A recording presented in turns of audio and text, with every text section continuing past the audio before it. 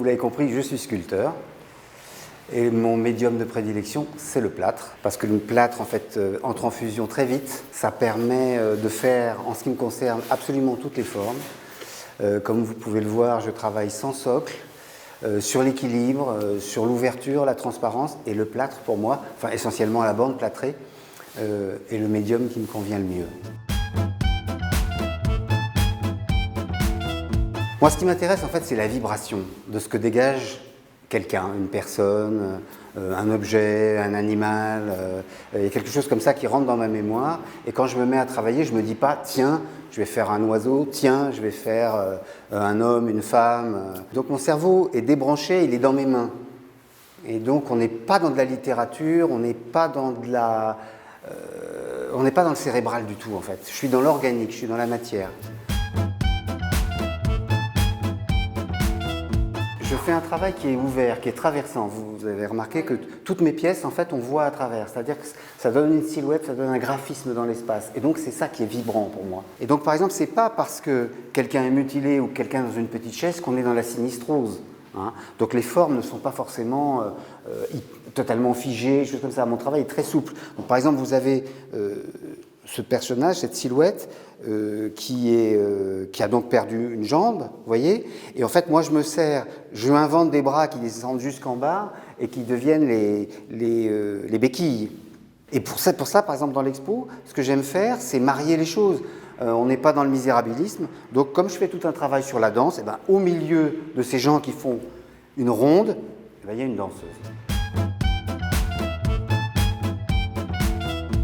Moi, je travaille le plâtre. Je ne travaille pas le bronze directement, c'est-à-dire que je travaille avec un fondeur, et c'est ça qui est formidable, c'est de trouver des artisans d'art avec qui on va s'entendre. Parce que mon travail sur le plâtre, il a une matière, chaque artiste a sa matière en fait, laisse sa patte, laisse son empreinte. Et moi ce qui m'intéresse dans le plâtre, et entre autres dans la bande plâtrée, c'est entre autres la fibre. Et ce qui est très important, c'est que quand on trouve un artisan fondeur de qualité, on va retrouver sa matière.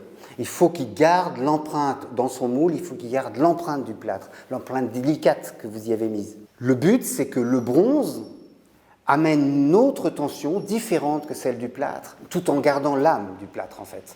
L'âme originale, la pièce originelle faite par le sculpteur. Et vous voyez dans mon travail, par exemple, cette pièce-là qui est en plâtre, eh bien, j'ai fait un travail avec un radiologue, et donc elle a été prise en radiographie, et là vous avez sa radiographie, l'intérieur de cette pièce. Quand elle va passer en bronze, elle va être découpée, il y aura plusieurs moules, donc elle va perdre son intégrité, et en fait le collectionneur pourra s'offrir et le bronze, et la mémoire du chemin de la vie de cette sculpture. Je suis couvert de projets. Là, je suis en train de terminer, et il y en a certains éléments dans l'expo, je suis en train de terminer un travail autour des paralysés, des handicapés, des mutilés. Un travail qui pourrait avoir un aboutissement, on est en cours de chemin, avec l'association des paralysés de France, mixée avec l'armée de terre, qui est en train de mettre au point des maisons d'accueil pour les militaires qui ont été blessés au front, hommes et femmes, et qui ont été mutilés et qui malheureusement, en fait, vont quitter l'armée d'une certaine manière. Et leur mutilation, ou psychique ou physique, est un souci. Et donc on va ouvrir des maisons pour eux, et mon travail en sculpture va être une illustration de ça, et il se peut qu'on finisse avec une œuvre monumentale de 2 ou 3 mètres de haut, avec 2 ou 3 personnages. Tout en préparant cette exposition, j'ai terminé un groupe de sculptures monumentales qui s'appelle Sextet, et qui est un clin d'œil aux bourgeois de Calais, de Rodin. Je suis à dimension identique, et avec une ouverture au contemporain, c'est-à-dire que les femmes ont une présence sociale différente par rapport à la fin du XIXe siècle et à l'époque où les bourgeois de Calais ont existé, je crois que c'est le XIVe.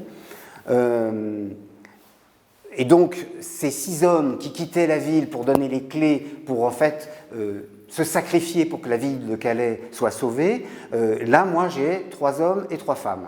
Et ils ne se sacrifient pas sur l'autel pour une ville, mais en fait, c'est un rapport à la vie, c'est-à-dire que quand on sent que tout est perdu. En fait, il y a une possibilité qu'il se passe quelque chose. Bien, les bourgeois de Calais devaient mourir. La femme du roi d'Angleterre qui encerclait la ville les a fait gracier. Et là, donc moi, mes personnages sont dans le même état. C'est-à-dire qu'il y a quelque chose où on les sent abattus et en même temps on les regarde et on se dit et si quelque chose se passait. Voilà. Et donc ce travail, je voudrais qu'il parte à Calais en confrontation avec les bourgeois de Calais qui sont à Calais. Et puis après, il y a eu 12 fontes, il y a eu 12 tirages. Rodin signait toujours pour 8 plus 4 épreuves d'artistes. Et donc dans 12 endroits du monde, il y a cette œuvre. Et je voudrais que mon travail aille face à face, suivant donc les lieux et les pays, et qu'il termine en Corée et à Séoul, parce que c'est la fondation Samsung à Séoul qui a fait la dernière fonte. Il n'y en aura plus d'autres. Après ça, les moules sont détruits. Voilà, j'aimerais que ça fasse ce trajet. Et avec, si j'arrive à trouver les financements pour ça, en fait, une adaptation à chaque pays.